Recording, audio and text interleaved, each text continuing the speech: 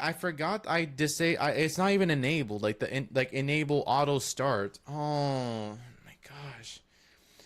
You know, that's what happens to me last stream though, like from months ago where like I was live streaming myself doing a reaction of like looking at iceberg videos.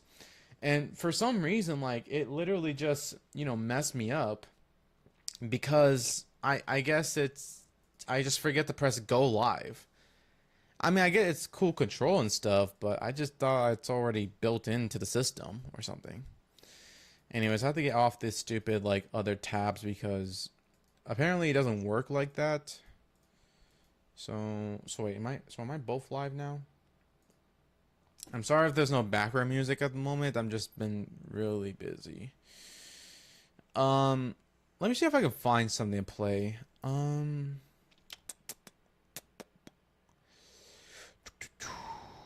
Google Drive. Okay. Anyways. Video assets, background music, chill, done pile, because it's like the ones I'm done with. Uh, um, I guess Roblox? I don't know. Let me see. Anything that's cool? I don't think that's chill.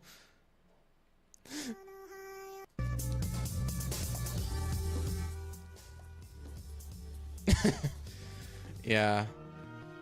There we go. There you go. Much better. Can I put this on loop? Yeah. There we go. Much better.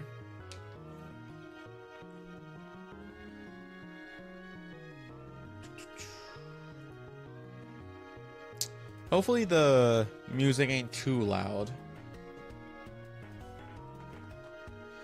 Alright. So, while that, I'm gonna check on my other stuff. Okay, so we got the live reaction and live reaction vertical. Nice. Nice. Awesome. Let me lower down the quality though. I don't want to waste my bandwidth.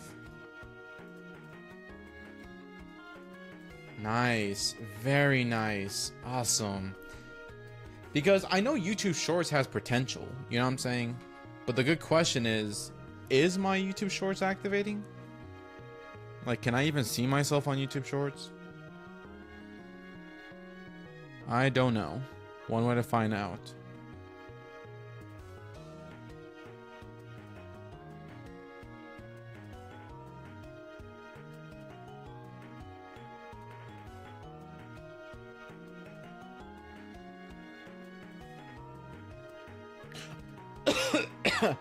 I'm stupid. I'm on the game player channel, not the not the reaction channel. Whoops.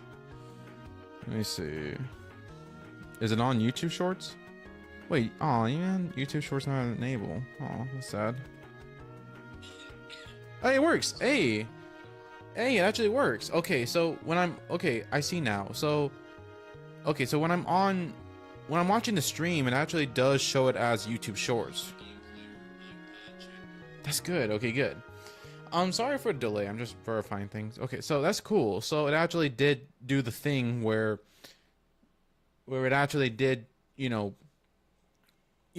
it turn into a YouTube short format because it knows it's a 9:16, video. So that's good. Awesome. Also, guess what? Oh wait. Oh, there you go. See? Oh wait. Hang on. Do I stand there? There you go. Yeah. So, is it gonna do? Hello? Okay. Yeah. So yeah. This is new. I got the thing to work on my OBS when it comes to doing like if I'm doing a reaction video, it'd be like I'm doing like this, and I want to talk about something, I just go back here. But I gotta be careful though to not do that during the video because the YouTube does a thing where if I click on the number, it goes like 1, 2, 3 like throughout the video or something stupid like that.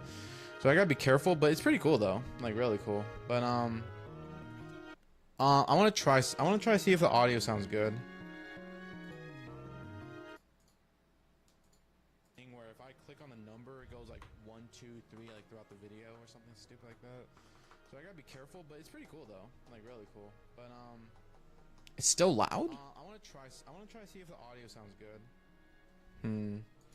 Let me try to see if my speakerphone is kind of more accurate. Let me see.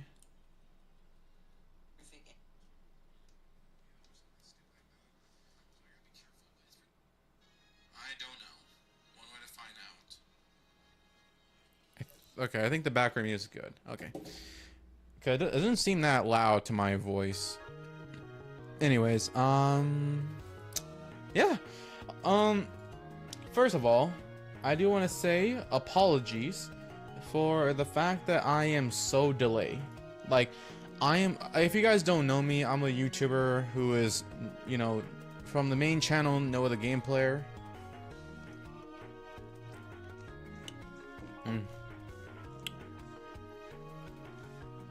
Let's just say the idea is that I messed up where I should have, well, not like I should have, but like it's just been a long hiatus, if that's the word. And I've been trying to do a lot of I've been doing a lot of stuff in the background, and now I'm returning to being a YouTuber and trying to get things done. So I know you guys are waiting for the content. Just hold your horses. And second of all, I am so sorry, but I forget to put the stupid intermission mode, or whatever you call it. Because that's what's supposed to be like, where it's like easier to detect, like, hey, this is intermission, like we're not ready yet, or something like that. Let me see. Add existing ones? Is that how it works? Hopefully it doesn't ruin it. Okay, it doesn't. Okay, good. I'm gonna put intermission up here. Shrink it down a bit. There, kinda. I don't know. Right here. There you go. Let people know that it's intermission, which is not ready yet. All right, intermission. There you go. So now you can see all my YouTube shorts. Thank God, because I thought like I'm gonna have to do like raw, like YouTube shorts raw, if that makes sense. But thank God it works. Thank God it works. All right, so intermission. Bum, bum, bum, bum, bum, bum. I don't know. Because I'm not ready yet, because I'm trying to get this YouTube video up. Let me see. I guess I could pretty much just grab like a regular YouTube short. Also, I forgot to play music. Whoops.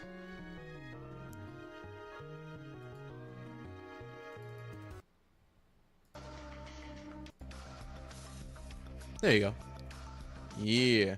You know what's sad though? I should have grabbed like the Super Mario like background music, because the music was pretty nice there, like back in the old era. Alright.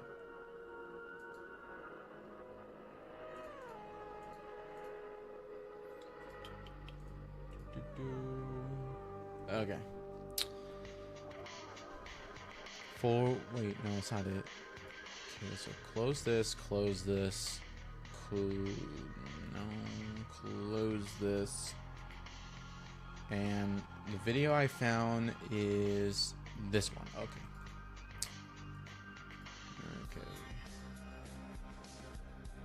Ah.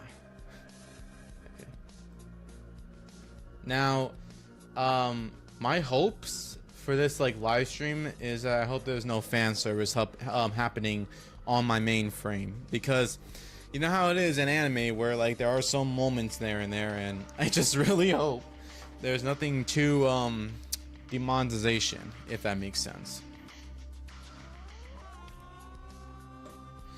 All right, I think we're ready. I think.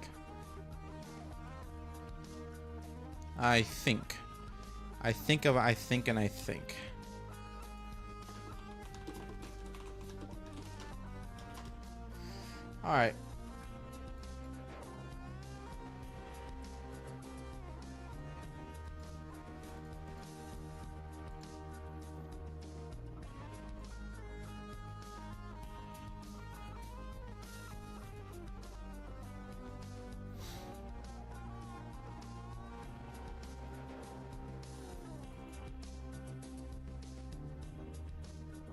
It says my internet connection is pretty good, so that's good, I think.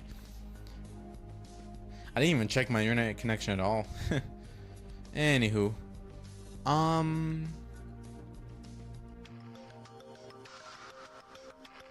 I'm stupid. It's on the, whoops. The mouse and keyboard cam is like on the bottom. I see. Okay. Now, all right, let's do this. All right. Okay.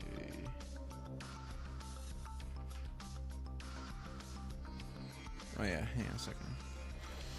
Let me see. This is more like on the browser. Yeah. Oh, wrong browser. Whoops. It's the this one. There we go. Much better. Yeah, save. Yeah, save. I have to be on full screen mode. Yeah. So, okay. Now I'm gonna turn off the music now. All right. And fix the audio. Now, let's see here. Oh yeah, I forgot. I had to get rid of the stupid like intermission text. Whoops. Intermission. All right. So, all right. Hey guys, and welcome back to another reaction video. And today we are going to react to the one. I mean, not the one. I mean the. We're gonna be reacting to the full story of One Piece in 100 minutes. Now, you might be asking, like, no, like, why couldn't you just watch the entire show and stuff? And it's like, because first of all, I'm pretty sure it's obvious given it's 900 episodes at least. I'm not sure an entire countdown of it, but I'm not gonna watch like a long time like series just for the sake of just, I don't know. And plus, like, sometimes like there is secret fillers. Like there's a lot of fillers like that's like waste like hours. Unless you're okay with just I just like to play in the background, then sure, you can enjoy that. But for me, I'm just trying to get this done. Like, I'm not gonna watch like every single One Piece episode. And besides, I guess this is probably like the only way you can also see my reaction without getting copyrighted, or the fact that, you know, the YouTube moderation system, because obviously, like, you can't stream, you know, Netflix or anime, I don't know what you call it, Crunchyroll stuff. But good thing for this guy, he already take care of the editing. So we're gonna go ahead and begin doing a reaction. And let me just try to fix my green screen, because we're gonna be going full screen on this one. Yep. And yeah, so if you like it, don't forget to hit that like button and subscribe and turn on the notification bells. And yeah, without further ado, let's begin. This is the entire One Piece timeline. We're going to talk about more than 5,000 years, including all the important events that occurred throughout history. All information is official from the One Piece manga, and this video contains no theories. To start, no theories? From the very beginning, we need to go back approximately 5,000 years, when the great tree of knowledge of Ohara was planted in the ground and became the foundation of the library. 1,000 years after that, the Alubarna Palace was built, marking the beginning of the Kingdom of Alabasta. It was established when a person named Kahira conquered the island. The next event we know of is that around year 400, the people of the moon began running out of resources and decided to migrate to the blue star, planet Earth. On the moon, they lived in a giant city called Burka. They were highly advanced and had even built a legion of robotic creatures called automata. Wait, those are... Which robotics? Are you talking about these little deer? Like, these deer people? Like Chomper? Is that her name? Is that his name, I mean? Like, Chomper? Like, is that one of his species? I'm confused. When they arrived on Earth, the three tribes of the Moon People separated. The Burkans and the Skypians decided to stay on the Sky Islands, while the Shandians chose to live on the ground. Then, around year 500, a massive elephant named Zunesha was born somewhere in the New World. This was also approximately the same time when the Long Arm tribe and the Long Leg tribe began their war against each other, for reasons no one knows for certain. Since you're watching this video, I imagine you enjoy complete summaries in chronological order, and that's our channel's specialty. True, because I for one, I'm not saying I don't like the series. I'm pretty sure the series is good. I just don't like how long it is. Like, are they meant to just take this like the slow path, but like extremist? Is that what they call it? I don't know. I'm just saying, because it's like way too long for it to be a series. I'm just saying. I mean, I know I'm a Western guy, don't get me wrong, but I'm just saying, like, ain't that a little too long? I'm just saying. We have summaries of hundreds of anime telling the story in order. Subscribe, and don't forget to check out our other summaries. Yeah, now, subscribe to him. Back to the story. In year 600, the Dressrosa Palace was built. The country was established and governed by the Don Quixote family, who lived on Dressrosa Island at the time. King Don Quixote was soon visited by a wandering group of dwarves called Tontatas, who had left their homeland in search of resources and shelter. Pretending to care and offering help, the king enslaved the Tontata tribe for centuries, forcing them to build Dressrosa and turn it into a prosperous city. The ancient kingdom, which has not yet been named, was established around the same time, with various nations of the world joining together to share their technological advancements. Sorry for the pause, I had to check. Enslaved the Tontata tribe for centuries, forcing them to build Dressrosa and turn it into a prosperous city. The ancient kingdom. The people of this kingdom. Let me try something, because I feel like I messed up on the filter. Maybe. Yeah, I think I messed up with the filter. Which has not yet been named, was established around the same time, with various nations of the world joining together to share their technological advancements. Oh, I got the wrong. Sorry for the pause. Oh, my bad. My bad. I got the wrong like live stream I just played. Whoops.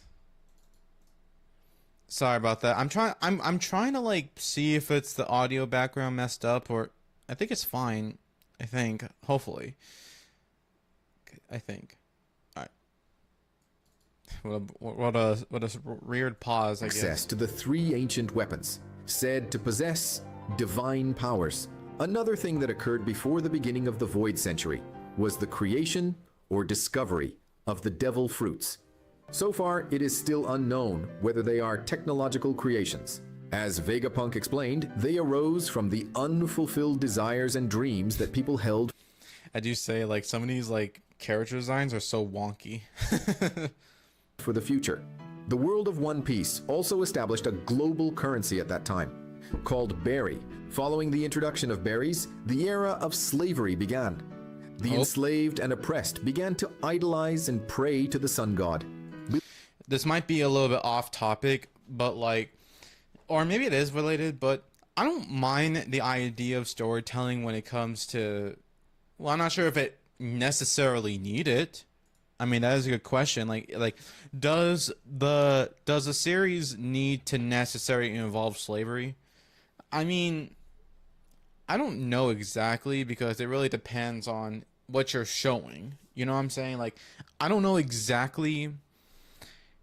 I don't know. Like, I really don't know. I'm in the middle of like yes and no, because it does play in a vital moment to just shows how corrupt people can be.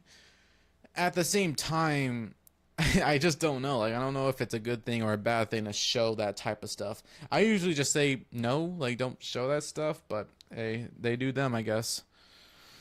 Yeah. Believing he would come to free them from their oppressors. Around that time, a person named Joy Boy, who wore a straw hat, set sail on the sea and became the first pirate. At some point, he also ate or developed the devil fruit, known as the Hito Hito no Mi model, Nika. During his travels, Joy Boy befriended Zunaisha and the Iron Giant. At that time, the Isle of Fishmen was the only place where fishmen gathered to enjoy the sunlight that came from the Sun Tree Eve. It was a settlement they established at the bottom of the sea to avoid the persecution they suffered. Now, well, it says introduction and Void Century. Like, what are these sections? I thought, well, it is the full story. I just wasn't sure if it is one of those stories or those video summaries where you have to like get the understanding of the world building first, and then we go talk about the main character. It's like, sure, I'm just I'm a little lost of what's going on here because there's like so many city names and they have their own. I get it. That's how worlds work. I'm just, I'm saying it's a little too much. On land, Joy Boy visited the island and promised he would bring the enormous ship Noah to the surface. Hey, that's me. I'm just kidding. I'm just kidding. The island and promised he would bring the enormous ship Noah to the surface. A promise he was unable to keep for unknown reasons. During his journeys, Joy Boy reached a certain island in the New World, which would later become known as Laugh Tale. On that island, he hid his treasure. Although we don't know what it is, it was described as something capable of turning the world upside down. A treasure so incredible that it was named One Piece. After that, Joy Boy asked the people of the country of Wano. They said it. They said the name One Piece. I don't know. One Piece. After that, Joy Boy asked the people of the country of Wano to write their stories on indestructible stones in the language of the era, and thus the poneglyphs were born. Enormous stone blocks that together tell the incredible stories lived by the freest man in the world. The language used in the poneglyphs was forbidden and hidden shortly after. One of those poneglyphs contained his apology to the fishmen for failing to fulfill his promise, along with a vow that someone would fulfill it in the future. He also left another message stating that he would return in 800 years. Some years later, for some reason, 20 kingdoms from around the world united and declared war on Joy Boy, with the goal of killing him and destroying the ancient kingdom. That new coalition of kingdoms eventually succeeded. However, before his defeat, Joy Boy's allies managed to hide the ancient weapons, so they would not fall into the wrong hands. At some point, before being defeated, Joy Boy sealed a large amount of his haki inside the Iron Giant and said to use it in the future, in case of danger or the need to save someone. Zunesha also aided in the battle against the 20 kingdoms, as the elephant was cursed to wander the seas forever as punishment for its betrayal. Due to the events of that war, the world's water level rose 200 meters, sinking many continents and islands in the process, including much of the enormous country of Wano, which was reduced to only its highest mountain. After achieving their goals, the 20 kings exterminated the Lunarians, who lived in the land of the gods, Lunaria, at the top of the Red Line. They then moved there with their families, where they established their capital, Mary Juiz, and came to be known as World Nobles, or Celestial Dragons. But one of those nobles decided to rebel. That person was Nefertari D. Lily, the princess of the kingdom of Alabasta, who deserted the coalition of the 20 kingdoms and became responsible for scattering the poneglyphs, detailing the true history of the world across the seas, the lost history of an entire century that the world government wanted to hide at all costs. After that, she mysteriously disappeared at sea and never returned to Alabasta. Lily was also the first person to carry the title of D. Any document that mentioned her name was immediately destroyed, and her younger brother became the new king. Following those events, the coalition of the 20 kingdoms was renamed the World Government and began hunting down and destroying the history of everything that had occurred over the past 100 years, including Joy Boy, the Will of the D, the Ancient Kingdom, and the ancient weapons. That erased portion of history came to be known as the Void Century, and any research into it was considered one of the worst possible crimes, punishable by death. As the tyrannical Don Quixote family left Dressrosa and went to live on the Red Line, the Riku family took power and cultivated a healthy and sincere relationship with the Tontata tribe. During that period, Joy Boy's allies in Wano hid Pluton in the country's underground caverns. The shipbuilders of Water 7 who had built Pluton also decided to hide the weapon's blueprints, while Fishman Island protected Poseidon and Noah with their lives. This was done to preserve those weapons until Joy Boy's return. The world changed drastically. The world government had built a symbolic hall where an empty throne would stand as a symbol that the 20 families ruled equally and that no one could sit in leadership over the world. But the empty throne was occupied, and the world came to be ruled by a single person, led by the mysterious figure of Imu. Believed to have been one of the 20 kings, the world government went on to rule the world with an iron fist for the next 800 years. Eni's lobby was built to carry out the world government's judicial proceedings, while the Cipher Poles were established as the government's intelligence agencies. Around year 800, noticing the rising water levels, the world government began the construction of massive bridges known as Tequila Wolf, Vodka Wolf, Rum Wolf, and Bourbon Wolf. These constructions were carried out by slaves from countries that did not submit to the government. And those bridges will one day serve to allow the world nobles to move above the waters. As all Is that the reason why, like, in, like, when it comes to, like, Luffy and stuff, like, he hates the government because the corruption in there? I'm just kind of, like, wondering in a sense, like, that's like the main thing, right, about, like, Luffy, is that he's the type of guy who just don't like, you know, the government controlling their lives, yada yada, but does he like good government? Like, I'm not sure if there's ever such a thing as a good government, but you know. All islands are destined to sink, and only the Red Line will remain above water in the future. At some point close to year 1000, an ancient giant named Ors was born. He was larger than any giant currently known in history, and was called the Continent Puller. It is said he conquered countries and islands, but ended up dying frozen near the North Pole, as he was unprepared for the cold climate, wearing only a piece of cloth as clothing. Around year 1100, a giant dragon attacked the country of Wano, but was defeated by the legendary swordsman known as Ryuma, called the God of the Sword, using his great black blade, Shusui. Then, in the year 1122, an adventurer and botanist named Mont Blanc Noland set out on an expedition through the Grand Line. During his travels, he saved the Tontadas in Greenbit, who were being terrorized by tyrants. Eventually, he arrived on the shores of Jaya. After befriending a local girl and saving her from being sacrificed to a giant serpent, Noland convinced her father to let him treat the Shandians who were dying of a fever caused by a tree. In return, the Shandians allowed Noland to visit the lost golden city of Shandora, and the two formed a strong bond with each other. So I know some people are gonna hate me for this, but like I legit have no idea what most of the stuff even about. Like, it's more about just world building description than just like, hey, you know, like what's going on. I know we'll get there eventually. I'm just saying, as a new viewer or a not a new viewer. I've been watching anime sometimes, but even some latest animes that people have been making sort of make sense. That's way better than One Piece in a sense of explanation. Not even like the summary of this video makes it any better still, because it still is confusing. And like I said, like I don't know.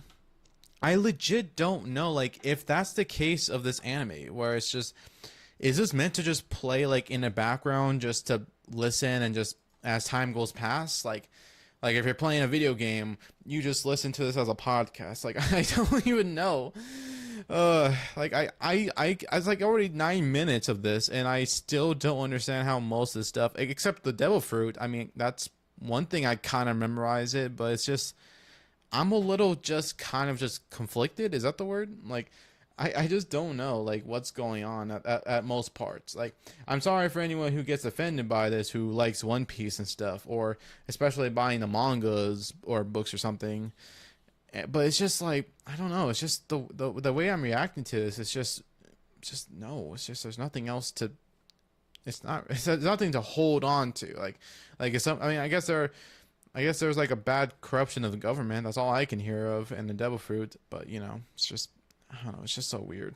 4 years later, the upward current known as the Knock-Up Stream launched Shandora all the way up to Skypiea. And so the descendants of the Moon People were reunited once more. The Skypians, seeing Shandora as a sacred land rich in resources, decided to invade, sparking a 400-year war between the two tribes. Meanwhile, Noland returned home and told the king of Loveneel about the golden city he had found. Curious, the king wanted to visit Jaya to see it with his own eyes, not knowing that the island was now in the sky. Noland took the king there, but upon realizing that the city and its people had vanished, the king, furious, ordered his execution. Noland was nicknamed Noland the Liar, and his family was ridiculed and exiled from the kingdom. 2 centuries later, the Iron Giant, Joy Boy's friend, mysteriously awakened and began causing destruction in Marajoa. But before causing large-scale damage, it ran out of energy and shut down. Saturn ordered the science division to hide the robot and study it in secret,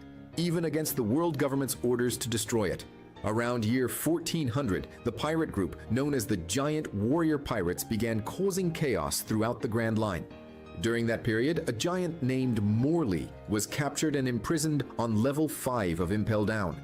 Using the powers of his devil fruit, he secretly escaped and created tunnels that became known as level 5.5 of the prison. Meanwhile, the vice captains of the giant warrior pirates continued their adventures. I forgot. My bad. I forgot to disable the stupid filter thing. Whoops. Whoopsie daisy. Warrior pirates Dory and Brogy had a disagreement and began their legendary 100-year duel on Little Garden. Without their captains, the rest of the crew was captured and nearly executed by the world government. But before that could happen, a young nun named Mother Caramel intervened, and using the powers of her devil fruit, she pleaded for the giants' release and brought them back to Elbaf. Working in... So, well, that's more like a glow down now. So, what, like, she has the devil fruit of peace? Like, to bring peace and harmony? Like, is that her power or something? Cool.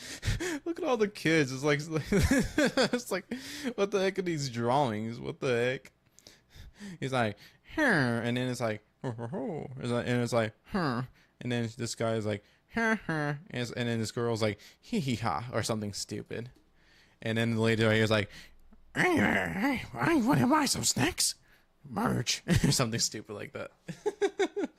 Cooperation with the Cypherpol, Caramel opened an orphanage on the island to export orphaned children to the government. Around the same time, the Kingdom of Flevance began mining white lead amber, despite knowing it was toxic to humans. Surely, that would have grave consequences in the future. In 1443, in Wano, the lord of the Kurozumi family poisoned 4 other lords to seize control of the region and become shogun. Unfortunately for him, an heir I have no idea what a shogun is.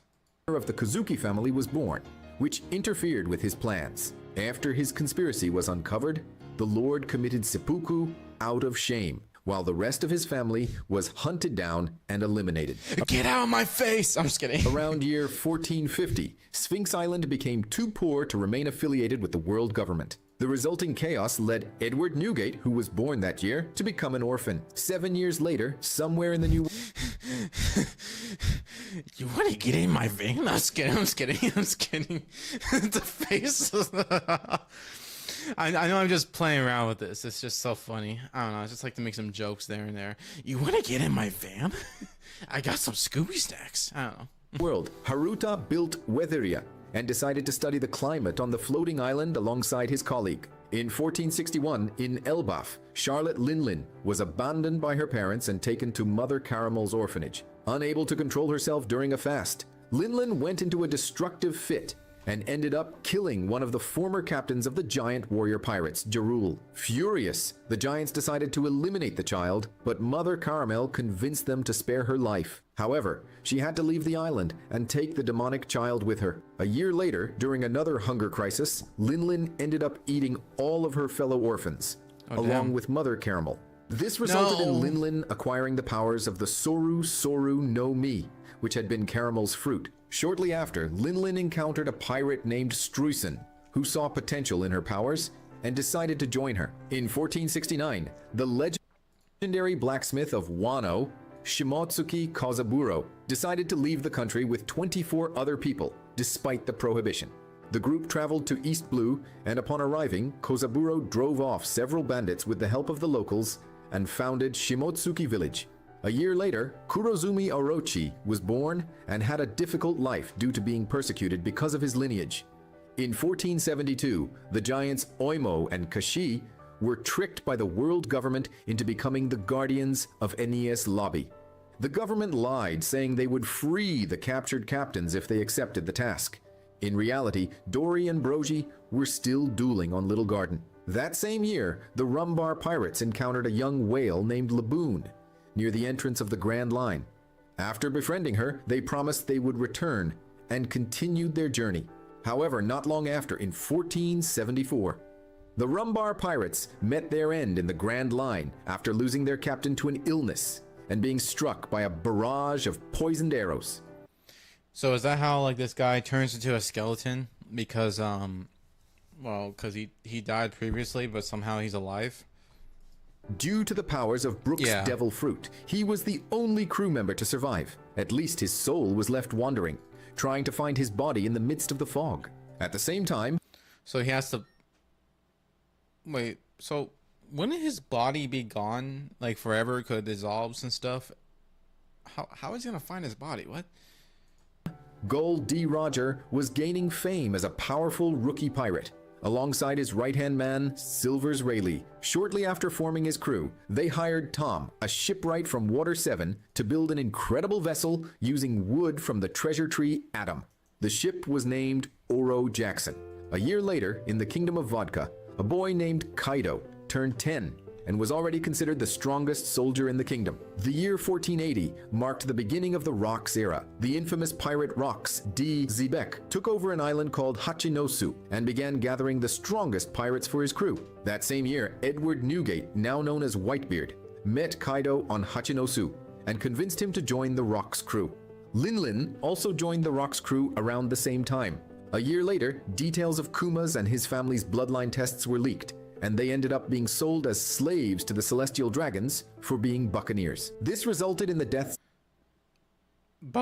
Buccaneers, like, you know, like the poor people. Is that what it means? I don't know. of Kuma's parents over the following 4 years. During that time, a group of settlers founded Orangetown in East Blue. Shaki retired as a pirate and opened a bar in the Sabayori archipelago, while Kurozumi Higurashi returned to Wano to plan a coup alongside the young Orochi. Finally, in 1485, Roger and his crew reached Lodestar, the last island pointed to by the log posts. Around that time, the Mad Science Group was created. The members of that group included Vegapunk, Judge, Caesar Clown, and Buckingham Stussy, who conducted illegal scientific research. In Wano, Kazuki Oden finally received the title of Lord after taking over and reforming a lawless region of the island called Kuri. A year later, the Celestial Dragons acquired stolen fruits from Hachinosu and placed them as prizes for the winner of a hunting tournament on God Valley Island. Angered by the government, Rox and his crew decided to invade the island to take back the fruits. Upon Is this the guy who that I seen in some episodes? Like, you know, like the people who were basically the like the group of people who are basically the who started this whole problem to begin with? Is that what it is? I don't know. learning that Rox was on the island, the Roger pirates also arrived, igniting a legendary clash between the two crews.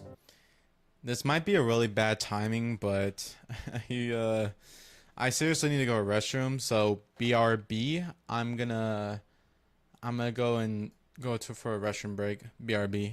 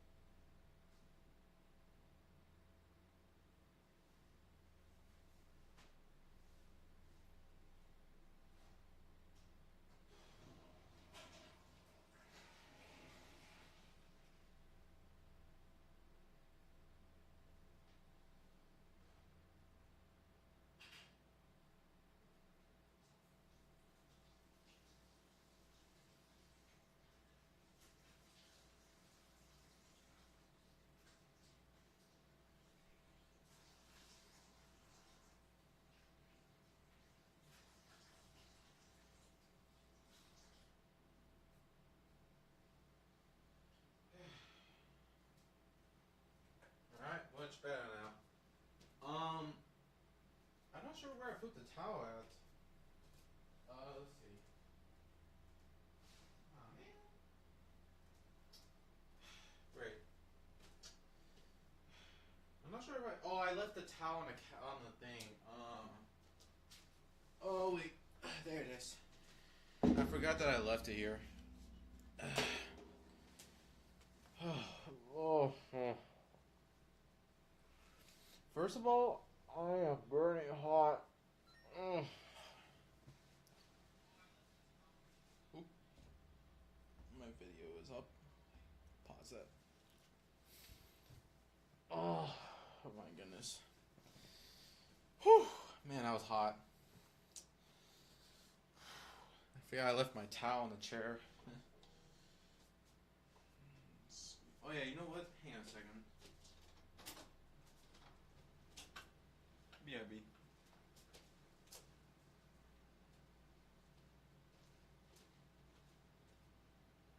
Okay, good thing you can't see much on the webcam.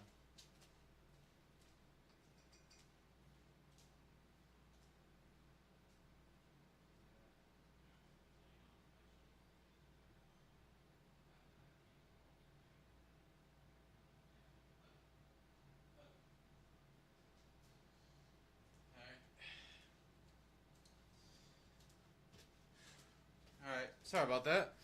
I have to went to the restroom, and I also have to open the door because letting the air circulating, so it makes it easier to get air in.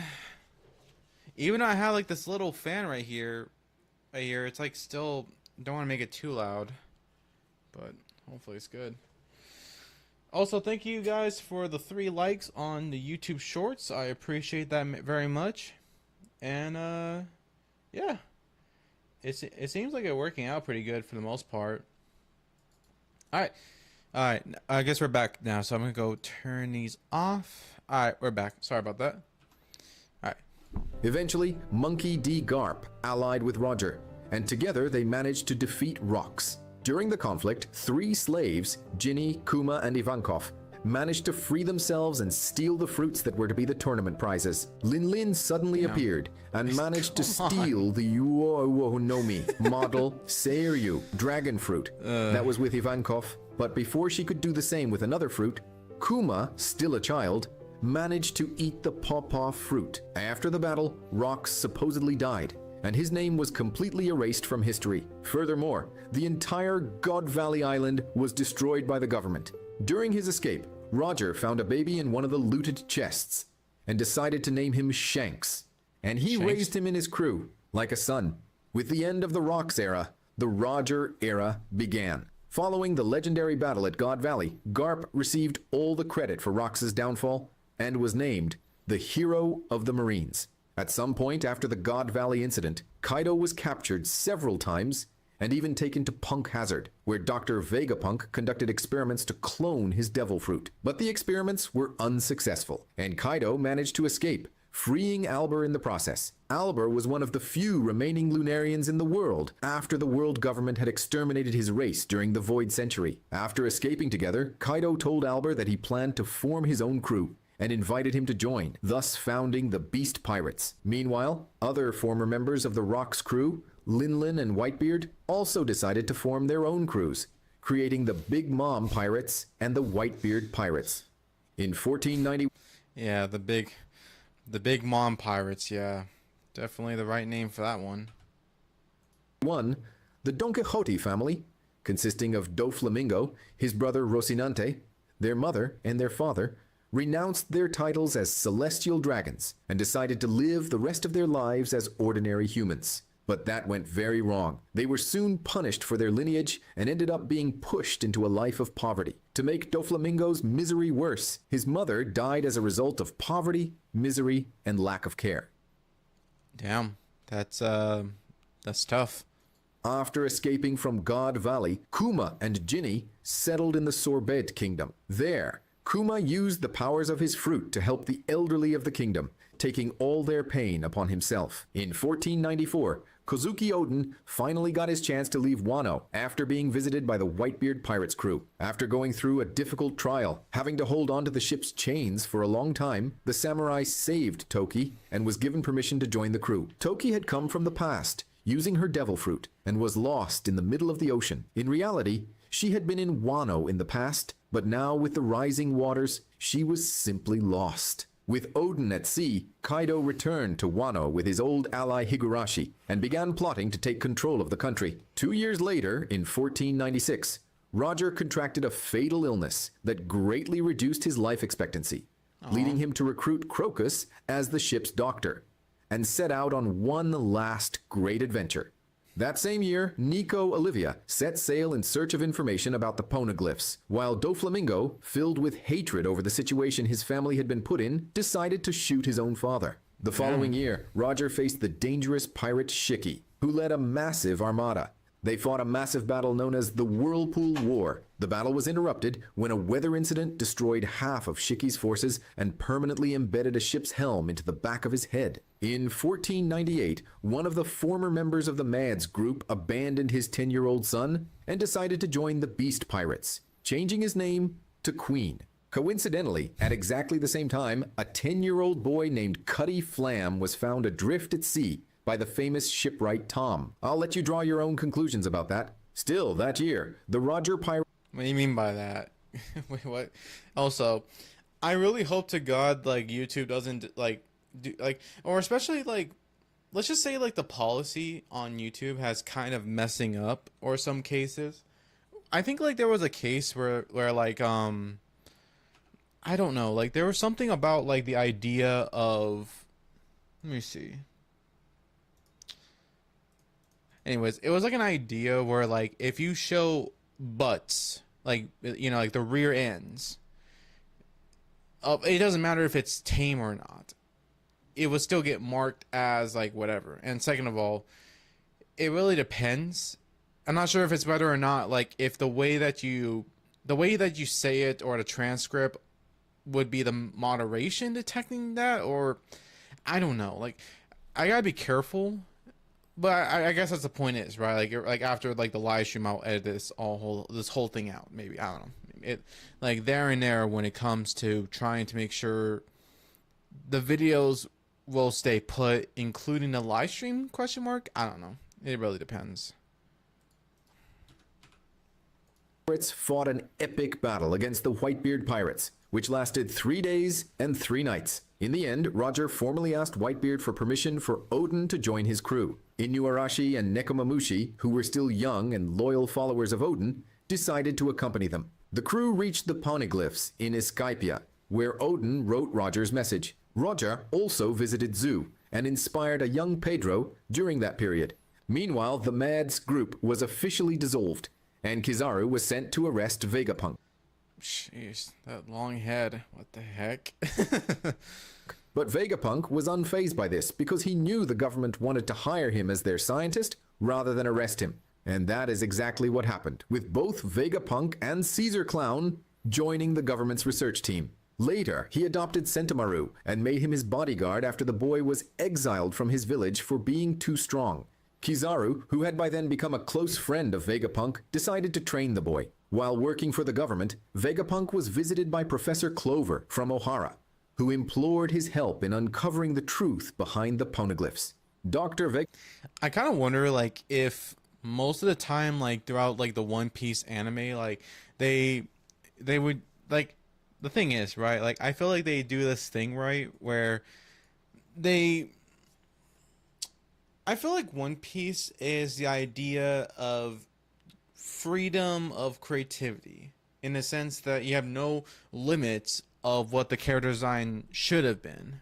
Maybe in a way of shading it or adding, you know, cheeks, like you know, like this one, like, you know, like a little declined. Like, I'm not sure you can see it. Oh, my bad. I'm not sure you can see it, but it's like, you know, like the weird, like, you know, puffed cheeks or something. I'm not sure what you call it, but anyways, the point is, like, what I'm trying to say here is, it's one of those type of series where they can just draw the character anytime they want.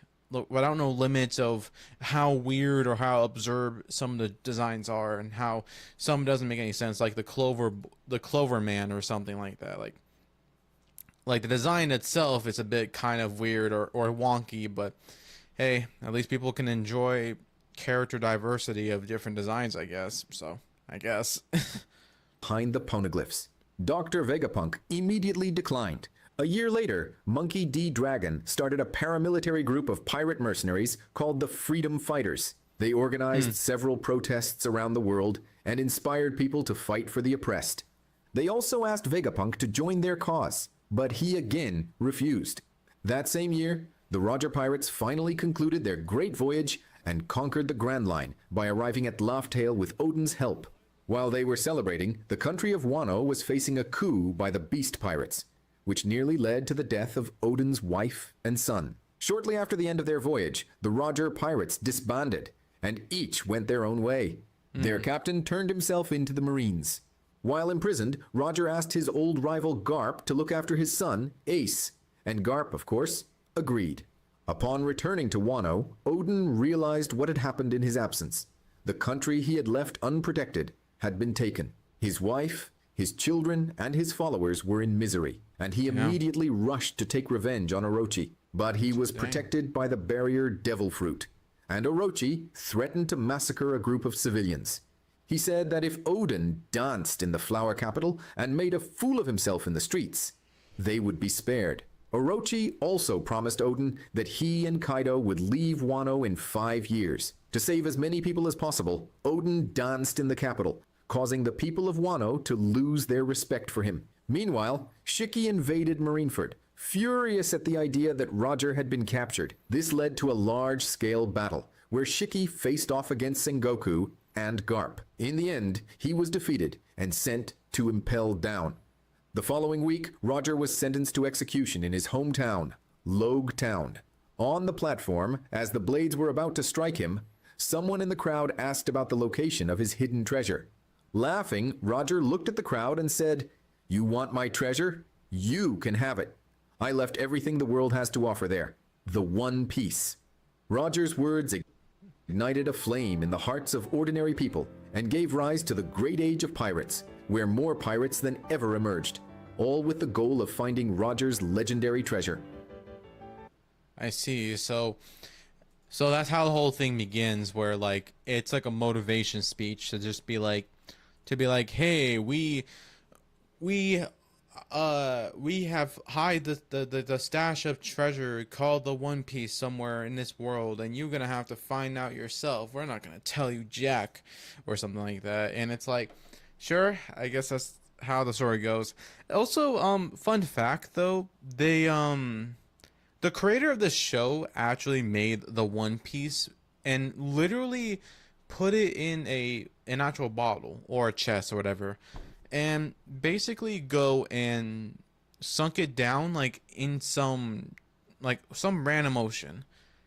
So the scuba divers or some whatever has to like go out of the way to go very deep in the water to find like the One Piece. And I guess it's just, hey, anyone who's like a fan of One Piece, go ahead and find it in the real world as well. Not just the show itself, but the world itself as well. And that's why a bunch of people are making it. And you know what's funny? The joke, I would have called this joke out too though. Like from the joke of one of the there's like a YouTube channel called like the Anime Boys or something, and like it was like a silly skit where like, I found the One Piece, and then they open it, it's like, it's about the friends we go along the way, or some stupid friendship quote. It's like, that's it. Yep, that's it. And then it shows like an anime outro. Like, that's it. That's it. Just like the SpongeBob pirate to pirate. You know, like, that's it. That's all, or something like that. Like, I don't know. I mean, if it's just treasure, sure. I mean, I guess, but at the same time, it's like, that's it. Like, that's the One Piece that everyone be really excited of. Is just treasure, which, cool. Financials issues are solved now, I guess. But you know, it's just silly. I'm just saying, it's incredible silly. Shortly after Roger's death, Oh, my bad. Shank's goal of finding Roger's legendary treasure. Shortly after Roger's death, Shanks formed his own crew, called the Red Hair Pirates, and even invited Buggy to join him, but he refused. Shortly after, Odin received news of Roger's death and wept over the loss of his friend. The following year, Gecko Moria, I'm not sure if that's I'm not sure, like, in a sense, like, if that's what you call it, crying, because it looks like he's just having a laugh. It's like, what? He's like, ha, ha, ha, ha. It's like, what the heck? Like, why are you laughing at your friend's death? famous rookie pirate, invaded Wano and stole Ryuma's body and his sword, Shusui. Moria and Kaido Damn, you stole his drip and everything. came into conflict, but in the end, Moria's entire crew was destroyed, and he was the only survivor, with severe lasting damage. A year later, Nico Olivia, during her journey to decipher the poneglyphs, was captured by the Marines aboard the ship of Vice Admiral Jaguar D. Saul. Olivia was freed by the Giant, who was against the massacre of innocents who only wanted to study the history of the world. During the escape, Saul and Olivia took a ship back to Ohara to warn the inhabitants. She took a dump back in Hawaii. I'm just kidding. I heard it like in a slightly wrong way, but it's funny. It's like the way they say is so stupid. That a great danger was approaching. Professor Clover was confronted by the Marines and was shot after almost revealing the true name of the ancient kingdom, as he knew too much. The Gorosei authorized the launch of a buster call on the entire island. Saul did everything he could to protect Nico Robin, Olivia's daughter, from the chaos and destruction. After facing his old friend Aokiji, the Giant was frozen, while the Admiral spared Robin's life and allowed her to escape. The Buster Call is the gathering of a large fleet of marine warships that frantically fire upon a single target until it is completely destroyed. As Ohara was bombarded by the ship's cannons, the scientists decided to take action to save the incredibly valuable knowledge they had uncovered. Thus, the inhabitants of Ohara threw as many books as possible into the water without the Marines noticing, to preserve the information they had discovered about the world.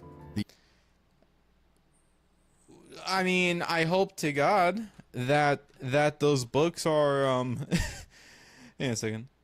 I hope to God that those books like even work, because if they're waterproof, cool, I guess, but if they're not, then oh boy, we just throw a bunch of history, just like the I'm not sure if you guys know this history lesson, but there was a time and place where, like, you know, like the witches, like the witches trend, like witch hunt. That's what they call it back in the day. Like that's what the original word, like witch hunt, exists, to hunt down some witches.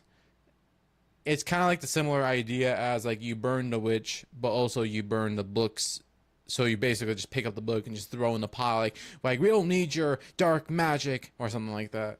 And of course they don't burn it this time. They just throw in the water now. Not the real life. I mean this fiction, but I'm just saying like well, I would have assumed maybe like you'll just put like a book like in a secret cabinet or something. I don't know, like just something like a deep underground hole or something. I don't know. I'm not sure exactly why you have to throw in a lake or something.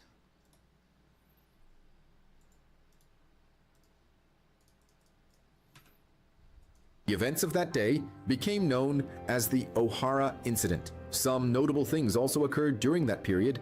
Gaimon got trapped inside a treasure chest, Shiki escaped from Impel Down, and Ace, Roger's son, was born.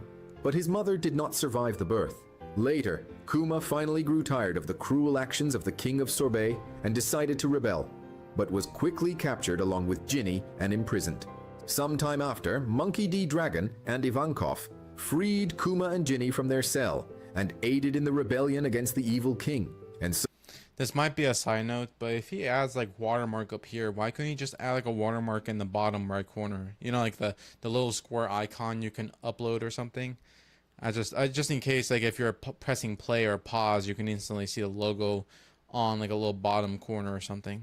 So the Revolutionary Army was born, not only to intensify efforts against the government, but also as a tribute to the massacre of Ohara. Months later, Vegapunk decided to visit Ohara to place flowers on Professor Clover's grave. Vegapunk never wanted to get involved in controversial situations that would put his life at risk, such as studying the mysteries of the Void Century. But after witnessing... Jeez. Man, every time they show this character, it's like, my goodness, like he has such a big forehead or head. I'm not even sure what you call that. Like a vertical mine or something. It's like you could stack like library books on that head, like inside the head. Like, my goodness. That scene of injustice, his curiosity intensified. Upon arriving at a lake, Vegapunk was stunned to see the giants of Elbaf gathering the books that had been thrown into the water. Dragon met with Vegapunk and explained that the giants were saving those books because they understood the value they held. After that conversation, Vegapunk completely changed his worldview and decided he would follow his own path. In the year 1503... Hey, Sanji, my boy. Or, is that his name? Sanji? Imagine... Imagine if I called the wrong name and then it'd be like I Show Speed over again, where he's like naming certain characters and it's like just like buzzword or something. It's like hey, that's not Sanji, that's something, I don't know. Sanji and his siblings were born, and they became the first beings genetically modified during gestation, with exoskeletons, various abilities. Oh, is that where those 4 or 5 characters were? You know, like I saw like a video. Let me see.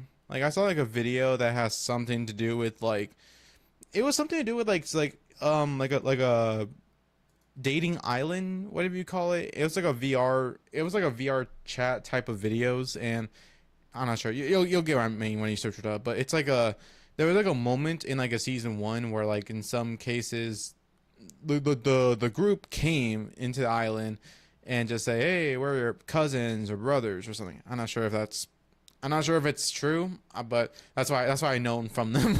That's why I recognize these characters, because they're from the VR chat dating island, whatever you call it, or something. But yeah. Sorry.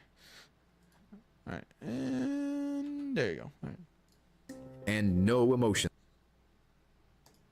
However, Vinsmoke Sora took an antidote to reverse the experiment done on her children, and this resulted in a genetic alteration in Sanji, who was born with his powers dormant. Sora became gravely ill and spent the remaining years of her life bedridden. A year later, nearly 5 years after his return to Wano, Odin discovered that Hyogoro had been imprisoned for opposing Kaido. Man, is sickness really that much of a problem in One Piece? Like, dang. I never thought it would be that much of a big problem here. Saddened by what happened to Hyogoro and his wife, Odin made the decision to gather his followers and attempt to free his country from Kaido's rule. Odin surprised Kaido and his allies with his incredible strength, but before achieving victory, he was deceived by Higurashi, which gave Kaido the opportunity to defeat him. She used the power of her devil fruit to transform into Momonosuke, and so Odin hesitated for just an instant. Odin and his followers... I'm sorry. I was trying to get something going here. The opportunity to defeat him. She used the power of her devil fruit to transform into Momonosuke, and so Odin hesitated for just an instant. Odin and his... Momosuke? What? Followers were captured and faced a harsh trial. But Odin made a deal with Kaido. If he endured being inside a pot of boiling oil for more than an hour, everyone would be set free. Kaido, purely for his own amusement, agreed. But Orochi feared he might actually pull it off. On the day of the trial, Odin raised a large plank and asked his followers to stand on it, shielding them from danger. Even after enduring for more than an hour, Odin couldn't escape.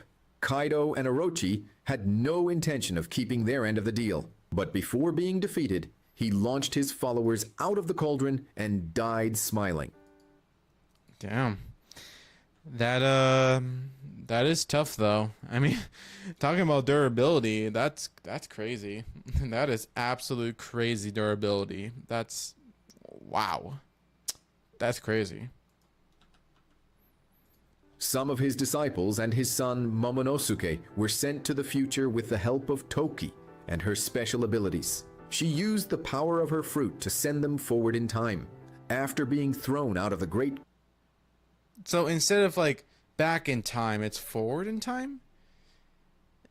I mean, how does that work? Wait.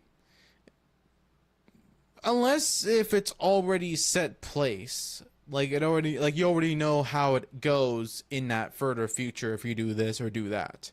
Does it tell you that? Like a fortune site? Like a future site or whatever you call it? Like, I don't know. I'm confused about that ability. Cauldron of Oil, Nekomamushi and Inuarashi began a rivalry that would last for many years. Elsewhere, in the Oikot Kingdom, following a clash between Marines and some pirates, Belmer found 2 young orphan girls named Nami and Nojiko among the rubble and decided to care for them as her daughters in the peaceful Kokoyashi village. Aww.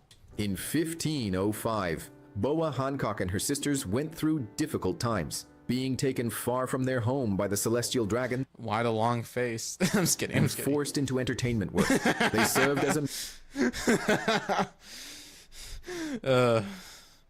amusement for the Tenryubito. Bro got that Minecraft face. Don't call me a Minecraft dirt block. You know that meme? I don't know. I'm not sure if you know that meme. It was like 3 years ago or something. Who also forced devil fruits I'm not a Minecraft dirt block or something stupid like that. upon the sisters and made them eat them. This is the year. Yay, we got Luffy. Finally, after 29 minutes and 29 seconds, we finally got our boy Luffy. The ISO speed fan... Wait, what do you call it? Fan? I don't know. What do you call it? I don't know. Monkey D. Luffy was born. Idol. That's what I'm saying. Like the ISO speed idol. Something, I don't know. 2 years later, Queen Otohime of Fishman Island began her campaign to collect signatures calling for peace between fishmen and humans on the surface. Meanwhile, the world government sent a 13-year-old He's like, what am I gonna do with these idiots? Or something stupid like that. boy. I can imagine like some really fun video ideas, and it just be like me just bridging, like, you know how like in Goku, you know how like in Dragon Ball Z, like they have those like they have those things like where they do like bridge series, and I bet they're having just that was Cube Ice Cube. No, I forgot the it was a stupid channel that is a Sonic OC fandom. I don't know. Snapcube. That's the guy. Those people were funny. Like they were having like the most laughs when it comes to doing this type of stuff. I kind of wish I want to do it, but I don't know. I'll probably get copyrighted. Named Rob Lucci to handle a hostage situation. In the end, Lucci eliminated both the hostages and the pirates. What are you gonna have me do? All right, which hostage situation. In the end, Lucci eliminated both the hostages and the pirates, which led to his induction as a member of CP9. In 1508, Fisher Tiger, 3 years after Boa Hancock and her sisters were enslaved, decided to invade and incite a revolt in Mary Jouise, freeing several slaves. After scaling the Red Line, Fisher Tiger managed to invade and free everyone, including the sisters and Boa Hancock. I'm not a Minecraft dirt block. I'm just kidding. This girl is named Koala, and she was deeply... Hi, hello there. I just having my own fun time, just thinking about like the fandub in bridge, like, hi y'all, how are ya? It's like, hi, I'm your best friend, or something stupid. Traumatized from having been a Hancock. This girl is named Koala, and she was deeply traumatized from having been abandoned by her parents, and so mistreated by the celestial dragons. She was thus adopted by the mermen who raised her as a daughter, and Koala would later become an important member of the Revolutionary Army. Tiger then formed the Sun Pirates with the freed fishmen. Sun Pirates? Using the sun as a symbol of freedom from the sun god Nika. Meanwhile, in the city of Flavance, due to the white lead disease, the entire population of the area was contaminated, including a young girl named Trafalgar D. Waterlaw. After losing everything and everyone he loved, Law fled the country and eventually... Ain't that hat a little too big for him? ...joined Doflamingo's pirate crew. In 1510, Ginny, leader of the Eastern Forces of the Revolutionary Army, was captured and used in experiments, and worse, by Saturn, and she became pregnant in the process. The following year, the government captured Joy Boy's legendary devil fruit, and during the transport of the Hito Hito no Mi model Nika, the ships were attacked by the Red Hair Pirates, who managed to steal the legendary fruit. At the same time, the former Empress of Amazon Lily died of love sickness, and Boa Hancock took her place. To protect her people, Hancock also became one of the Shichibukai, 7 warlords of the sea. Meanwhile, Law's condition was worsening, and Corazon realized... Sorry.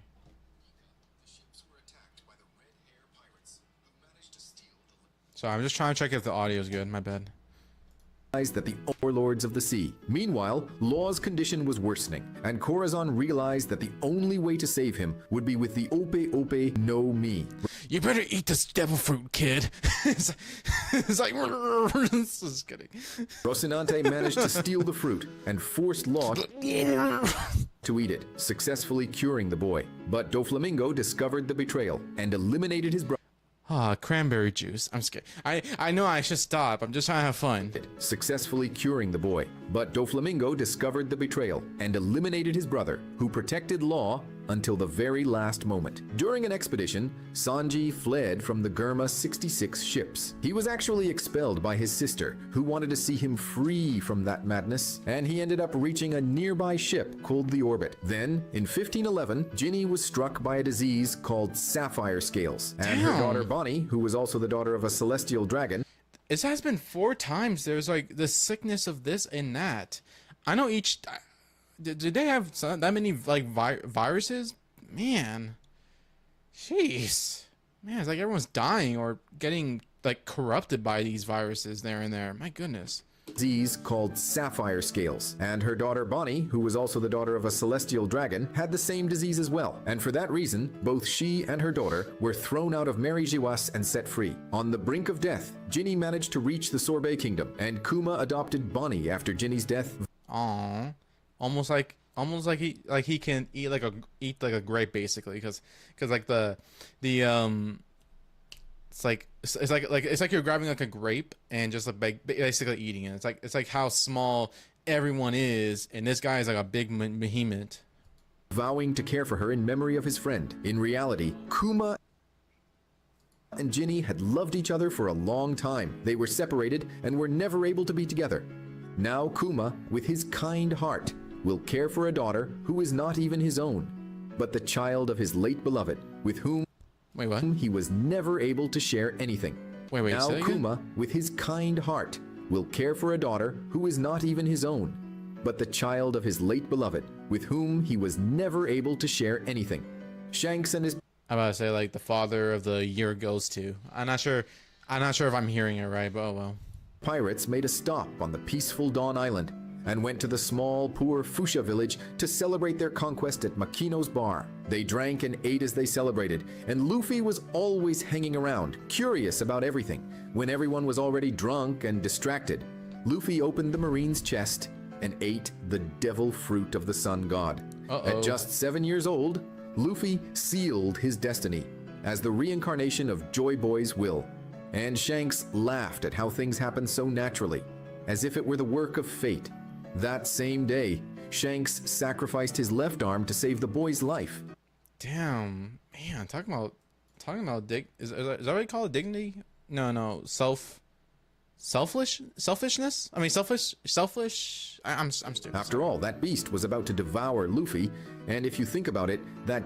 Selfless? I don't even know what the word is, I'm sorry. Life. After all, that beast was about to devour Luffy, and if you think about it, that giant... This Barney dinosaur mother effer... I'm kidding. Eel would have been the carrier of the Hito Hito no Mi model Nika. Would it have been able to stretch? Shanks also gave Luffy the straw hat he had received from Roger, and told him that one day Luffy must become a great pirate. Luffy?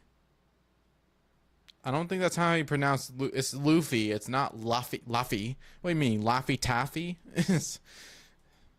Actually, that makes sense. If it's a gender-bent version of the main character, that would be Laffy, not Luffy. Like Laffy is a female, Luffy is male. Leave it down in the comments if I'm correct. Return that hat to him. Luffy, son of... It'd be like Laffy Taffy candy. That's the inspiration from the name.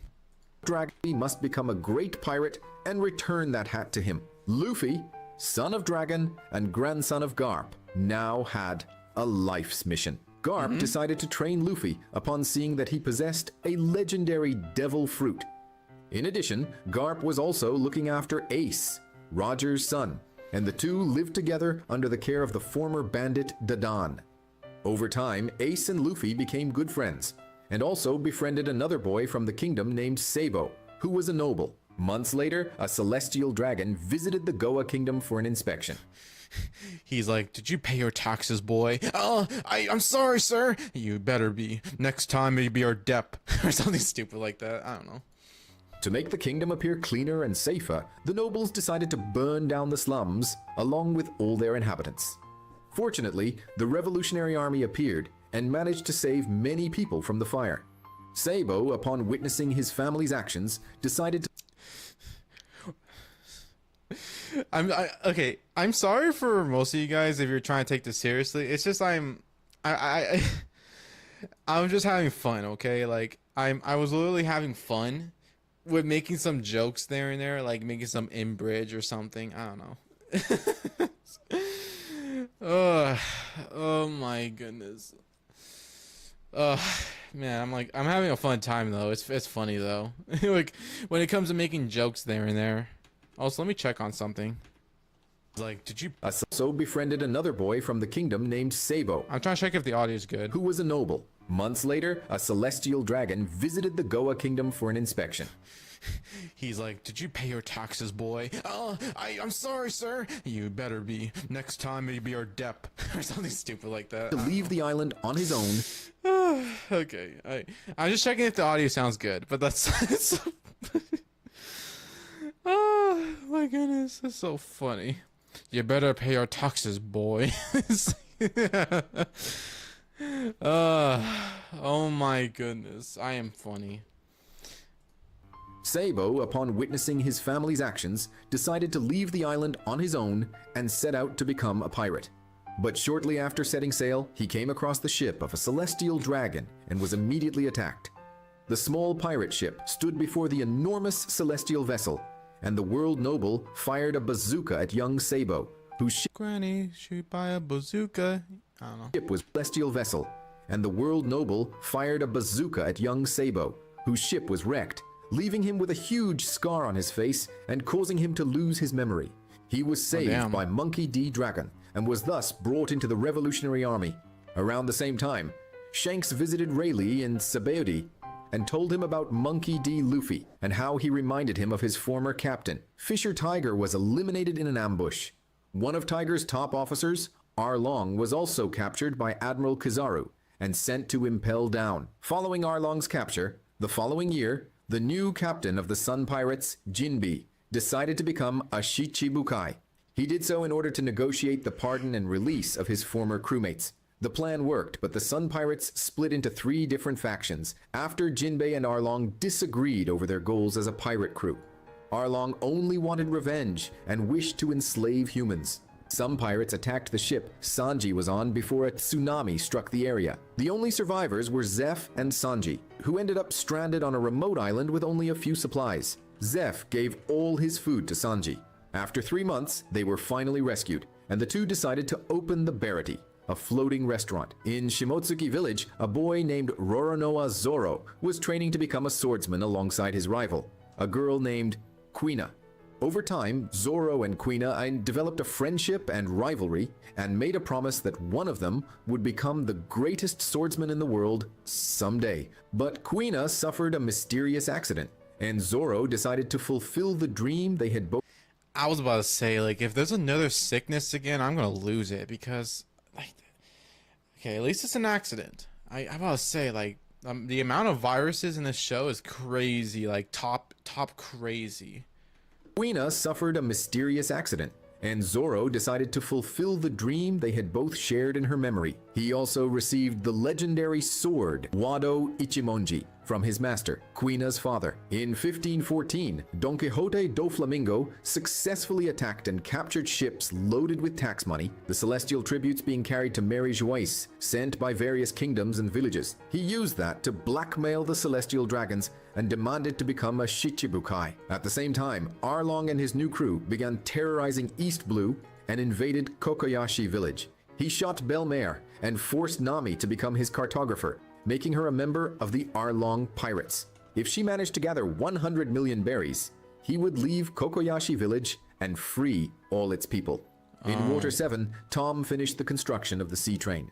But a CP5 member named Spandam framed Tom for attacking Water 7 with his ships, which led to the builder being sent to Ini's lobby on his own train. Frankie tried to stop the train with his own body, but failed and was left severely injured.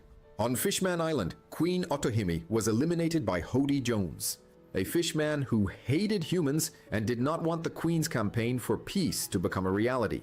He also blamed a human pirate, which further destroyed the relationship between the two races. The Nox Pirates, led by Pedro, arrived at Whole Cake Island and challenged Big Mom. Pedro lost an eye and much of his life expectancy. In 1516, Dr. Hiraluk found a reindeer-human hybrid on Drum Island and decided to raise him as his own son, giving him the name Tony Chopper. That same Tony Chopper, yes.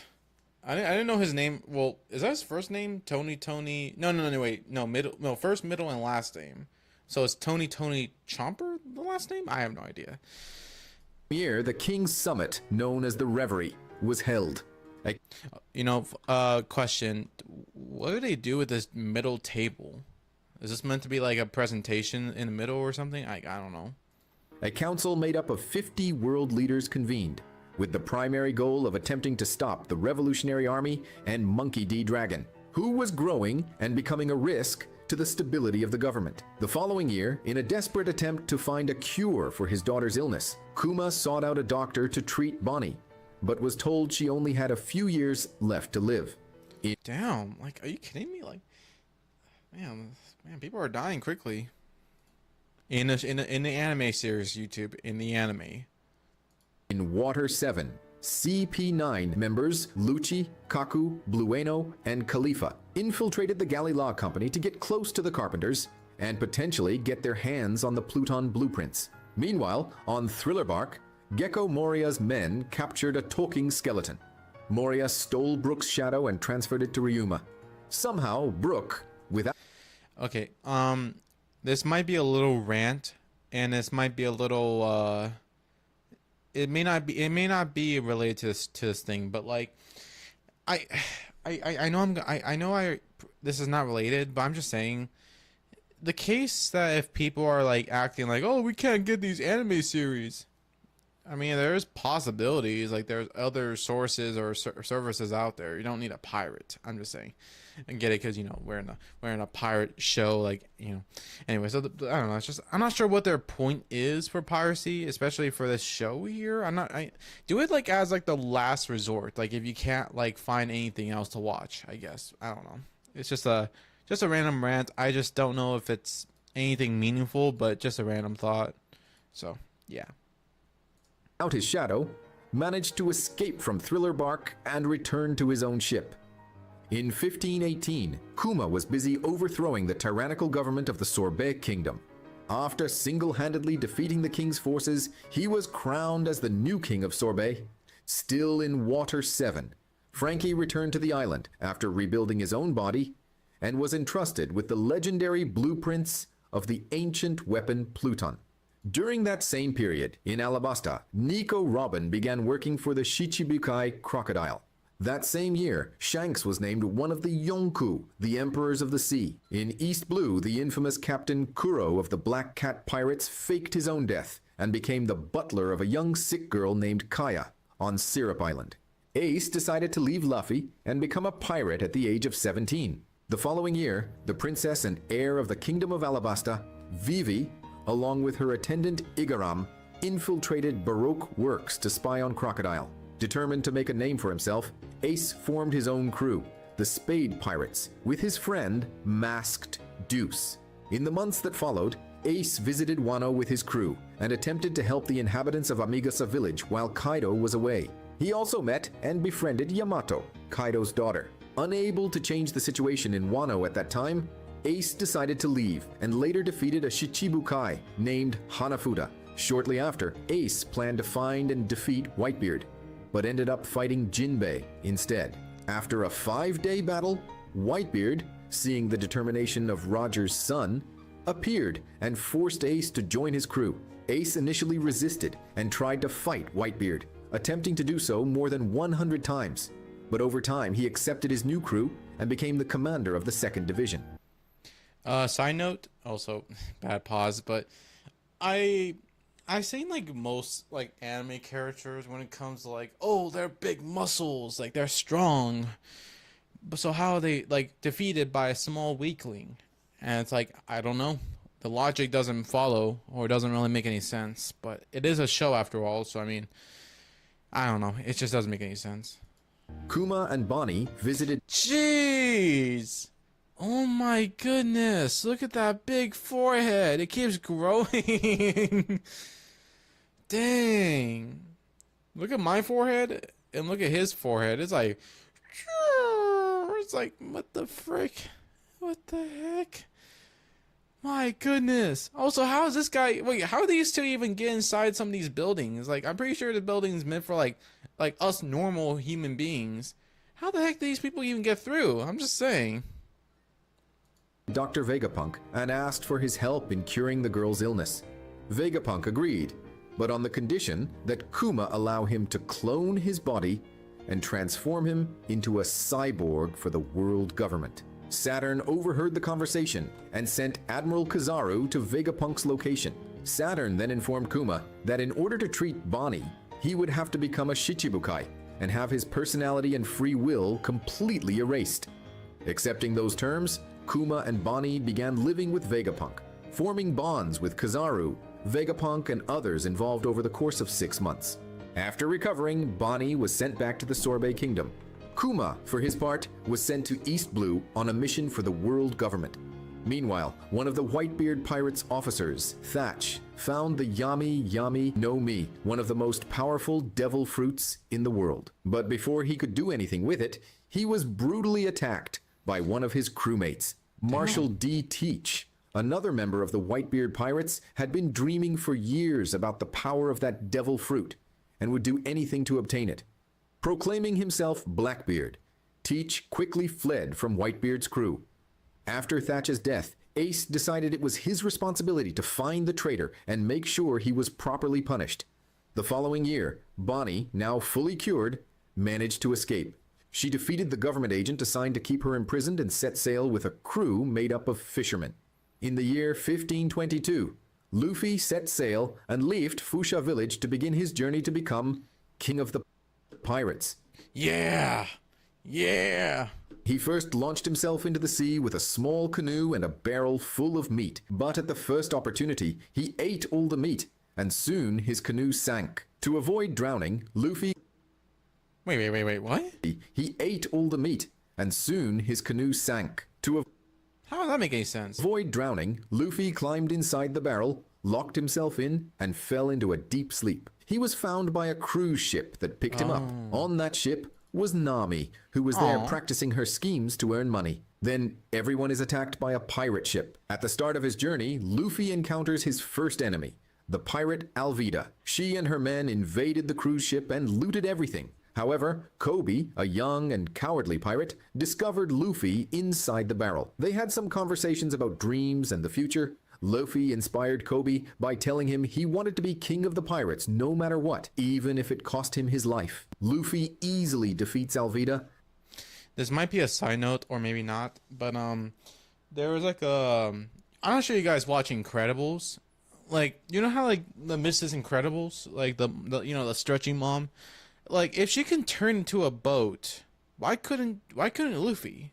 Or unless he's not that fully controllable of the body like she does, I guess. I just thought like, well, you could just turn yourself into a boat, like a stretchy boat for that point or whatever you call it. and frees Kobe. They then head to a nearby island and leave Kobe there to help him enlist in the Marines. During their stop on that island, Luffy comes across Roronoa Zoro, who was tied to a post and was being held captive by Axe Hand Morgan. After returning Zoro's swords to him, the two defeat Morgan and set off together toward Orangetown. In Orangetown, they meet Nami, and together they free the town from the oppression of the buggy pirates. During the adventure, they obtain a map of the Grand Line. The group's next stop was Syrup Village, where Luffy befriends a local resident named Usopp. They quickly discover that Usopp's friend, Kaya, is in danger, as Captain Kuro plans to steal her fortune. The following day, the crew defeats Kuro and saves Kaya. As a token of gratitude, Kaya gives the crew a ship, the Going Merry, and Usopp joins Luffy's crew. Later that same day, they rescue two bounty hunters adrift at sea, Johnny and Yosaku. A few days later, the crew arrives at the floating restaurant Barati, after Luffy crashed into it while dodging a cannonball. Zeph, the head of the Barati, forces Luffy to wash dishes for a few days to pay for the damages caused. Meanwhile, the pirate Don Krieg and his crew arrive at the Barati, as their ship had been destroyed. At that moment, Dracula Mihawk also appears, one of the Shichibukai, and the greatest swordsman in the world. Hey, I know that guy. He's from Item Asylum from Roblox. Just kidding. But you know, like, that's what most people would have said, like, when it comes to like Fortnite and all. Like, hey, that's Goku from Fortnite or something stupid like that. Like one of those kids. Right after arriving, Mihawk and Zoro begin a duel. Zoro, determined to become the greatest swordsman in the world, fights with all his strength but ends up severely injured. Mihawk leaves the scene, while Luffy and Sanji face Don Krieg's crew and emerge victorious. Damn, it's pretty brutal. Meanwhile, Nami steals the Going Merry and sails back to her village. Before going after Nami, Luffy convinces Sanji to join his crew. Sanji agrees, with the goal of fulfilling his dream of finding the All Blue, the mythical place where all seas meet. Determined to get their thieving navigator back, the remaining Straw Hat members arrive at Kokoyashi Village the next day and discover that Nami had been working for the fishman Arlong the whole time. After hearing the full story from Nami's sister Nojiko, they face the Arlong pirates and free the village from tyranny. Moved by Luffy's determination to help his friends, Nami officially joins the crew. Due to their recent victories, Luffy receives a bounty of 30 million berries. Meanwhile, in Alabasta, a civil war is on the verge of breaking out, with nearly 300,000 soldiers joining the rebellion. The crew heads to Logtown, where Luffy manages to escape from Captain Smoker. Speaking of which, I see like the Netflix series, like I barely see the trailer of it. Like, I thought the trailer is fine, like the live action. Although people don't like the trailer or the live action because Luffy is not really look like that, honestly. I mean, yeah, I mean, true, because Luffy is not really meant to be realistic. So, unless if you got a really good example of a good makeup artist or some good character voice actor. No, I mean the character itself to be good at, you know, role playing as Luffy in the live action, then sure, give me some examples, or, you know, the internet examples, because it's whatever. Like, it's a whatever show that it's a cash grab in case, you know, I don't know, it's up to you if you want to watch, you know, the live action One Piece, or watch Toy Story 5, despite the fact it's already been over for the past 3 or 4 movies. So it's just up to you. I mean, would I watch it? No. I mean, maybe the live action might make it more easier to understand, possibly. I don't know. It really depends. Oh, wait, my bad. Meant to...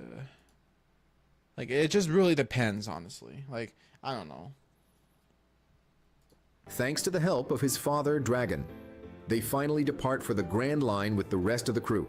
Meanwhile, Bonnie continues her search for Kuma and arrives at the island where shoot. Oh, dang it. Man, I'm so stupid. I forgot to press the button. Whoops. The crew is on the verge of breaking out, with nearly 300,000 soldiers joining the rebellion. The crew heads to Logtown, where Luffy manages to escape from Captain Smoker thanks to the help of his father, Dragon. Hey, guess what? You know why I'm called myself the Captain Smoker? Guess what? Because I smoke. or something stupid like that. I don't know. finally depart for the Grand Line with the rest. I bet like the people be like, why would he call himself Captain like Smoker? And it's like, buddy, he's literally smoking. What are you talking about? Are you blind? Yes, I am blind. It's like, I'm legally blind. It's like, oh, sorry, G, or something stupid like that. To the crew. Meanwhile, Bonnie continues her search for Kuma and arrives at the island where he is located. But Kuma, worried about a deal he made with Saturn, teleports away to protect her. Back with the Straw Hats, the last stop before the Grand Line is Reverse Mountain. After passing through it, they encounter Crocus and Laboon at the Twin Capes. Laboon is desperate to cross the Red Line and constantly slams her head against it. Luffy manages to calm the whale, and as a token of gratitude, Crocus gives the crew a log pose, a device used to navigate the Grand Line. The crew also encounters and defeats Baroque Works agents Miss Wednesday and Mr. Nine, who ask to be dropped off at Whiskey Peak. Miss Wednesday is actually Vivi, the Princess of Alabasta in disguise. Oh. At Whiskey Peak, the Straw Hats are invited to a banquet, but discover that the island is a trap for pirates. Zoro fought against 100 Baroque Works agents and even comes into conflict with Luffy due to a misunderstanding. Eventually, Mr. Five and Miss Valentine arrive on the island to capture Vivi, but the Straw Hats save her. At Vivi's request, the crew sails toward Alabasta to prevent the civil war from worsening. Along the way, they encounter Miss All Sunday, who reveals that the Shichibukai crocodile is behind the rebellion. Miss All Sunday is Nico Robin, the sole survivor of Ohara. The crew then arrives at Little Garden, where they meet Dory and Brogy, captains of the giant warrior pirates, locked in a legendary duel. Despite the traps set by Mr. 3, sent by Crocodile, the crew manages to reconcile the giants and continue their journey. Shortly after, Nami contracts a serious illness after being bitten by an insect from Little Garden, forcing the crew to make a stop at Drum Island to find a doctor. There, they meet Dr. Kuraha and her assistant, the talking reindeer Chopper. After defeating Wapol, the island's tyrant, and freeing the citizens, Chopper joins the crew as their doctor. Dr. Hiraluk's remedy was completed by Dr. Kureha, who...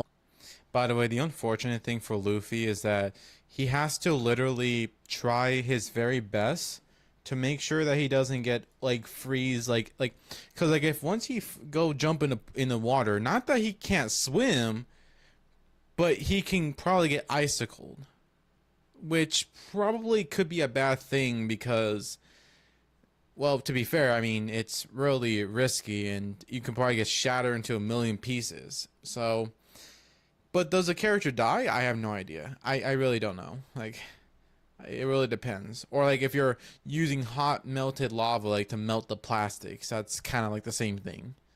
So, I don't know. Launched it into the sky. A great explosion of cherry blossom petals that healed the hearts of the people on the frozen Drum Island.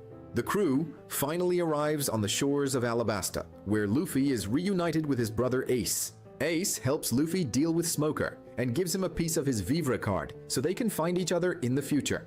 After Ace's farewell, Luffy and part of the crew confront Crocodile, but they are imprisoned in the casino, and the place begins to flood, though Sanji manages to rescue them in time. Luffy challenges Crocodile, but is unable to hurt him due to the fact that Crocodile is a Logia-type devil fruit user. Crocodile defeats him and leaves him severely wounded.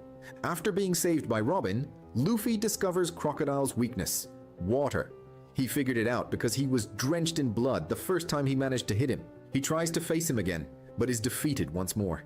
The Straw Hats arrive too late to prevent the rebellion in Alabasta from starting, and chaos overtakes the kingdom's capital.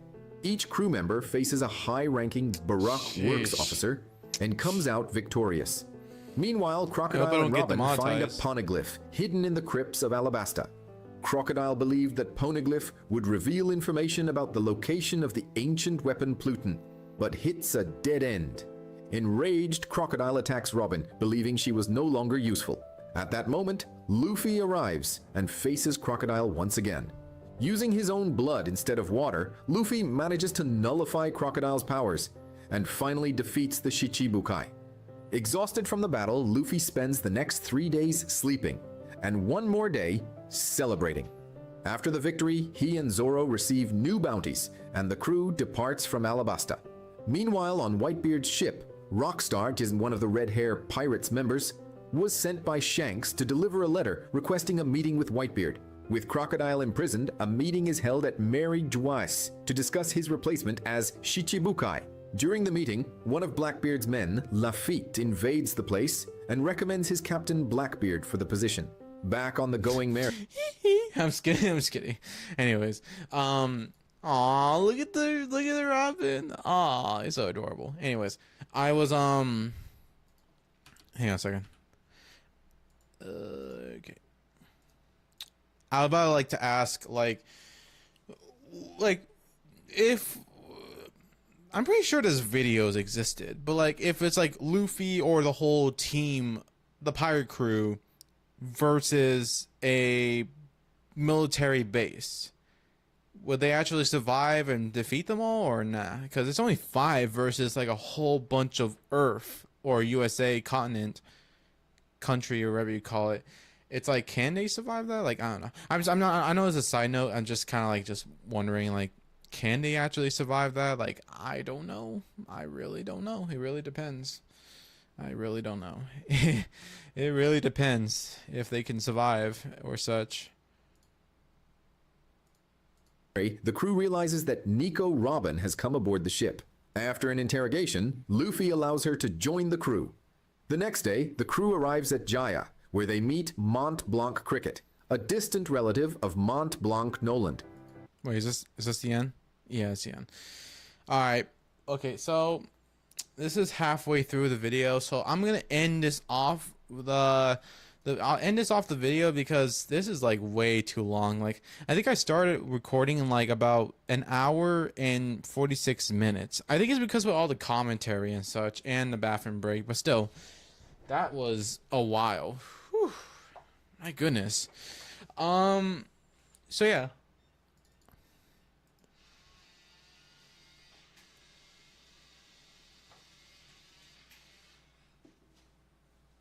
Anyway, so yeah, I think it's pretty much it for this react. Oh, I messed up. Oops. This is what I mean. I have to press at the outside of the whatever.